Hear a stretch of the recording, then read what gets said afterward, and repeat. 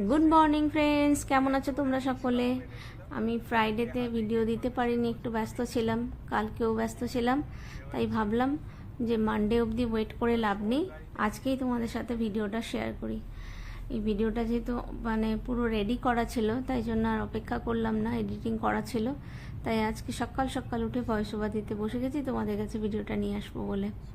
এটা গত উইকেন্ডে আমরা একটুখানি বেরিয়েছিলাম, তারই একটা ছোট্ট ভিডিও, এমন কিছু বড় ভিডিও নয়। তোমরা তো জানোই যে আমাদের একটুখানি বাইরে চা খেতে যেতে আমরা ভীষণ পছন্দ করি, আর স্যাটারডে নাইট হলে বা সানডে নাইট হলে তো আরোই প্রচণ্ড ইন্টারেস্ট থাকে যে একটু বাইরে বেরোবো, একটু চা খেতে যাব। তো সেই উদ্দেশ্যেই বেরিয়ে পড়েছিলাম নিউ টাউনে চা খাবার জন্য। ওই দেখতেই পাচ্ছ এখন বিশ্ব বাংলা সরণি দিয়ে আমরা যাচ্ছি। আর রাতের নিউ টাউনের তো একটা আলাদাই সৌন্দর্য থাকে, মানে এতটাই মানে দৃষ্টিমুগ্ধকর হয় না যে ওই রাস্তার দৃশ্যগুলো তুলতে বাধ্য হলাম। মানে এত নিজের ভালো লাগছিল, আমার মনে হলো তোমাদের সাথে শেয়ার করলে তোমাদেরও ভালো লাগবে নিউ টাউনের রাতের দৃশ্যগুলো। তো আর রাস্তায় তো এখন নিউ টাউনেও এত বেশি ভিড় বেড়ে গেছে যে দেখতেই পাচ্ছ কীরকম জ্যাম আছে, ভালো মতো রাস্তায় ভিড় ছিল। এটা তো কিছুই না, এই যে বিশ্ব বাংলা গেট দেখতে পাচ্ছ, এইখানটাতে যদি তোমরা যাও তোমরা ভাববে যে একটা ছোটোখাটো মেলা চলছে এখানে, এত ভিড়। মানে এই বিশ্ব বাংলা গেটের আশেপাশে মানুষ বসে কেউ চিল করছে, কেউ রিলস বানাচ্ছে, কেউ বা ওপরের ওই রেস্টুরেন্টে যাবার জন্য ওখানে লাইন দিয়েছে। প্লাস ওখানে নিচে অনেক ছোট ছোট দোকান বসেছে, যেগুলোর জন্য লোকে ওখানে ওই খাবার দাবার কিনছে, খাচ্ছে, আড্ডা দিচ্ছে। শনিবার আর রবিবারের যে মজা সেটা নেওয়ার চেষ্টা করছে। আমি সেদিনই বাড়ির মানে হাজব্যান্ডকে বলছিলাম যে সে প্রচণ্ড গরম ছিল ওই দিন, বলছিলাম যে কলকাতা শহরে গরম হোক, ঠান্ডা হোক, বৃষ্টি হোক, কোনো কিছুই কলকাতার মানুষদেরকে দমিয়ে রাখতে পারে না। যে সিজন আসুক, যতটা কষ্টদায়ক সিজনই আসুক, তারা ঠিক তাদের আনন্দ, তাদের ভালো থাকার রসদটা খুঁজে নেয়, বেরিয়ে পড়ে বাড়ি থেকে, কেউ ঘরবন্দি হয়ে বসে থাকে না। তো সেইটাই আমরাও বেরিয়ে পড়েছিলাম আমাদের ভালো থাকার রসদ খুঁজতে। তো এসে গেছি এই মুহূর্তে একটা চায়ের দোকানে। এই চায়ের দোকানটা দেখেই বেরিয়েছিলাম যে এখানেই চা খেতে যাব। খুল্লার বলে একটা চায়ের দোকান, এত ভালো চাটা ছিল। প্রথমবার গেলাম, অনেক জায়গায় চা ট্রাই করেছি, এটাতে কখনো যাইনি, কিন্তু ওই ছেলে যখন গাড়ি শিখতো এই রাস্তা দিকে অনেকবার গিয়েছিল, তখন এই চায়ের দোকানটা দেখেছিলাম। তো সেই জন্য ফাইনালি ডিসিশন নিয়েছিলাম যে এই চায়ের দোকানে গিয়ে একদিন চা খেতে হবে।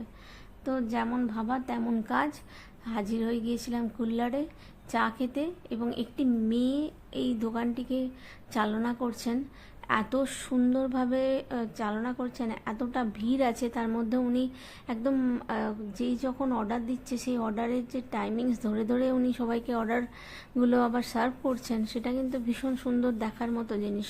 কারণ কারোর অর্ডার হয়তো আগে রেডিও হয়ে যাচ্ছে, কিন্তু তাহলেও কিন্তু উনি খুব সুন্দর করে মেনটেন করছিলেন ব্যাপারটা। তো একটুখানি যেটা প্রবলেম ছিল সেটা হচ্ছে বসার জায়গাটা একটু কম ছিল, আসলে চা খাবার জায়গা তো, তাই জন্য খুব বেশি সিটিং অ্যারেঞ্জমেন্ট ওরা রাখেননি, কিন্তু জায়গাটা কিন্তু ভীষণ ভালো। আর চায়ের টেস্টের তো কথা কোনো বলারই নেই, চাটা এত ভালো খেতে ছিল। আমি ইলাইচিওয়ালা চা খেয়েছিলাম, আর এরা দুজনে নর্মাল চা খেয়েছিল। আর আমার ছেলে গার্লিক ব্রেড খেয়েছিল, গার্লিক ব্রেডটাও বললো ভীষণ সুন্দর, একদম চিজে ঠাসা ভর্তি করে দিয়েছিল গার্লিক ব্রেড। তো ওখান থেকে খেয়ে আমরা ফেরার সময় দেখলাম যে বিশ্ব বাংলা সরণির এই মেলাটা মিস করলে চলবে না, যেখানে এত মানুষ দাঁড়িয়ে আছে। আমরাও একটুখানি ওই নেমে পড়লাম আর কি, ওদেরকে দেখে নিজেরা একটু ইন্সপায়ার্ড হয়ে গেলাম যে আমরাও চলো একটু ঘুরে নিই এখানটা, চা খেয়েই সদ্য সদ্য একদম বাড়ি চলে যাব না বলে ওখানে গাড়ি পার্ক করে আমরা ওই বিশ্ব বাংলা গেটের কাছে নামলাম।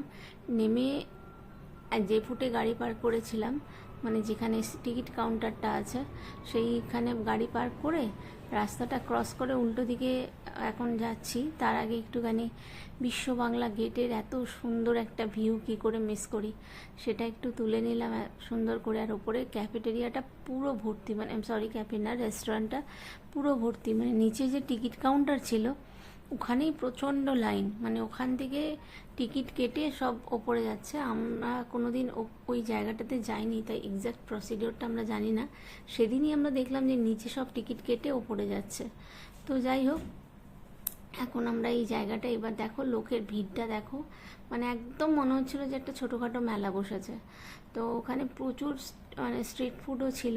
তো যথারীতি আমার ছেলে বললো কি যে একটুখানি কাবাব নিয়ে যাবে বাড়িতে। তো কাবাবের খোঁজে আমরা মেলাটায়, মেলা না আর কি, ওই স্ট্রিট ফুডের যে দোকানগুলো বসেছিল, মানে মেলার মতোই ভিড় হয়েছিল আর কি। তো স্ট্রিট ফুডের দোকানগুলোর এদিক থেকে ওদিক করছিলাম, কিন্তু আমরা লাস্ট অবধি আমরা কাবাব পাইনি। কারণ কি, আমরা যে সময় গেছি 7:30টার সময়, কাবাব সব শেষ। একটাই কাবাবের দোকান ছিল, সেটা পুরোপুরি সব শেষ। ওখানে লাস্ট যারা অর্ডার দিয়েছিল তাদেরগুলোই যখন রেডি করা হচ্ছিল, তাই মানে ব্যাড লাক যে আমরা কাবাব পাইনি। কিন্তু প্রচুর দোকান ছিল সত্যি কথা বলতে, মানে মোমো, ফালুদা, তারপর ওই গোলাগুলো যেরকম হয় এখন শীতকালে, তারপর এমনি সাউথ ইন্ডিয়ান যে ফুড, তারপরে স্ট্রিট মানে মহারাষ্ট্রিয়ান যে স্ট্রিট ফুডগুলো হয়, পাওভাজি, বড়া পাও, সব রকমের খাবার, মানে সমস্ত রকমের স্ট্রিট ফুড, যেটা শনিবার আর রবিবারে এনজয় করার জন্য, সন্ধ্যেটা এনজয় করার জন্য একদম পারফেক্ট ডেস্টিনেশন বিশ্ববাংলা গেট। তো ওখানে তো কিছুই পাচ্ছিলাম না, ফাইনালি গিয়ে আমরা একটুখানি আইসক্রিম পেয়েছিলাম, সেটাই খাচ্ছিলাম। তোমরা বলবে আমরা পাগল, চা খেয়ে আইসক্রিম কে খায়, আর আমরা খাই, আমরা হচ্ছে সেই লেভেলের পাগল। আমরা যখন দোকানগুলো খুঁজে খুঁজে আমাদের নিজের পছন্দের জিনিসটা পেলাম না, তখন আমরা ফাইনালি বললাম কিছু তো খেয়ে এখান থেকে যাব, খালি মুখে তো যাব না। তাহলে এত গরম যখন চলছে, চা খেয়েছি ঠিক আছে, গরম চায়ের ওপর একটু আইসক্রিমের প্রলেপ লাগিয়ে দেওয়া যাক। তো সেই কারণে আমরা তিনজনে মিলে 3টে আইসক্রিম খেলাম। এই যে এখানে দেখতে পাচ্ছ কাবাবের দোকানে এসেছি, কিন্তু ফিরে গেলাম শূন্য হাতে। তারপর তিনজনে একটু আইসক্রিম খেলাম, একটুখানি দাঁড়িয়ে দাঁড়িয়ে গরমের মধ্যে আইসক্রিমটা এনজয় করতে করতে তারপর আমরা একদম ফুল মানে স্যাটারডে নাইটের পুরো আনন্দটা একদম মানে ক্যাপচার করে নিয়ে বাড়ি চলে এলাম। এই হচ্ছে আইসক্রিম খাওয়া। তো যদি ভিডিওটা ভালো লাগে তাহলে অবশ্যই তোমরা লাইক করো, কমেন্ট করো, শেয়ার করো। চ্যানেলটাকে কিন্তু সাবস্ক্রাইব করতে একদম ভুলে যেও না। ভালো থেকো, সুস্থ থেকো, এবং দেখা হচ্ছে আবার খুব তাড়াতাড়ি একটা নতুন ভিডিও নিয়ে। ততক্ষণের জন্য টাটা, বাই। আর আমাদের এই আইসক্রিমের পাগলামিটা অবশ্যই তোমরা কমেন্ট করে জানিও যে চা আর আইসক্রিমের কম্বিনেশন তোমাদের কেমন লাগলো। ভালো থেকো, আর দেখা হচ্ছে আবার খুব তাড়াতাড়ি একটা নতুন ভিডিও নিয়ে। Tata, by.